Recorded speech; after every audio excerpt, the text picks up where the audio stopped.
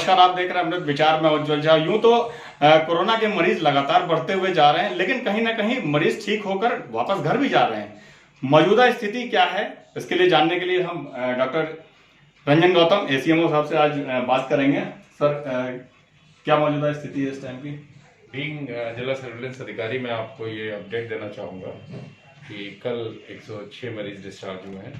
3 मरीजों की अभी तक डेथ हो चुकी है। हमारे पास 66 केसेस हैं जो एक्टिव हैं।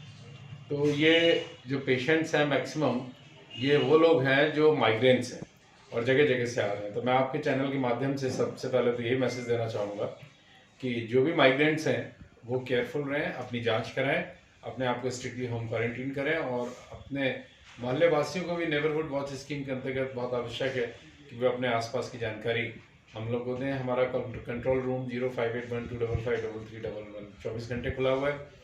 इसके अतिरिक्त हमारा फ्लू कॉर्नर भी ओपन है। अगर किसी को लगता है सिम्टोमेटिक है, तुरंत आके अपनी जांच कराएं।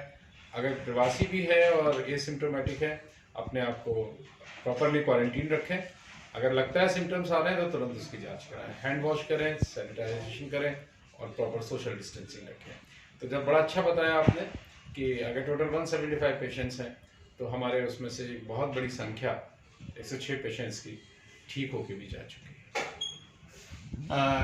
गर्भवती महिलाओं के लिए भी कुछ मैसेज लेना चाहेंगे डॉक्टर साहब? गर्भवती महिलाएं जैसे ज़्यादातर आपने देखा होगा कि प्राइवेट हॉस्पिटलों में जाती हैं दिखाने के लिए, ऐसे में क्या क्या प्रिकॉशन रखना चाहिए? देखिए, गर्भवती महिलाओं में केसेस की संख्या बढ़ रही है। ये बहुत आवश्यक है कि महिलाएं सोशल डिस्टेंसिंग रखें, मास्क लगाएं, हैंड वॉश करें, क्योंकि जहाँ भी क्राउडिंग होगी, जहाँ भी सोशल डिस्टेंसिंग फॉलो नहीं की होगी, वहाँ इन्फेक्शन स्प्रेड के चांसेस ज़्यादा हो जाएंगे। तो माँ और बच्चे दोनों को ही खतरा है। तो मैं रिक्वेस्ट करूँगा कि सभी गर्भवती माताएं अगर किसी क्लिनिक में जाती हैं तो proper sanitization, mask and social distancing को फॉलो करते हैं।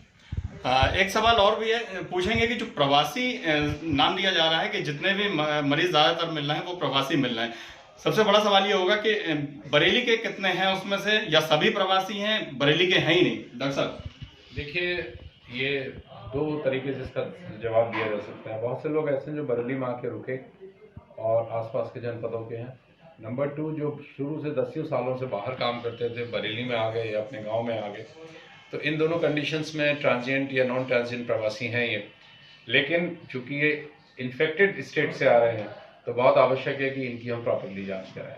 तो हमें बजाय इस डिटेल में जाने के कि ये ट्रांजिएंट है या non transient migrants, we have to be focused whether these patients have infections or not, whether they are asymptomatic carrier or not, whether they are symptomatic carrier or not। अगर asymptomatic है, लक्षण विहीन है, तो अपने घर में स्ट्रिक्टली क्वारंटीन रहें। लक्षण है तो तुरंत हमारे फ्लू कॉर्नर में आके अपनी जांच करें। डॉक्टर साहब, अभी एक पेशेंट का हमारे पास फ़ोन भी आया था।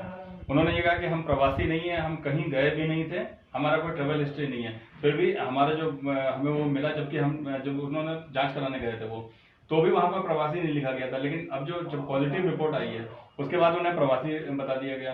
देखिए, इस तरीके का यूजली होता नहीं है, लेकिन आप अगर इस बात को मेरे संज्ञान में ला रहे हैं तो मैं इसकी तुरंत जांच करूंगा और देखूंगा कि इस तरीके का स्प्रेड क्यों हुआ है, क्या उनकी कॉन्टैक्ट हिस्ट्री और क्यों इस तरीके की टाइपोग्राफिकल मिस्टेक हुई है।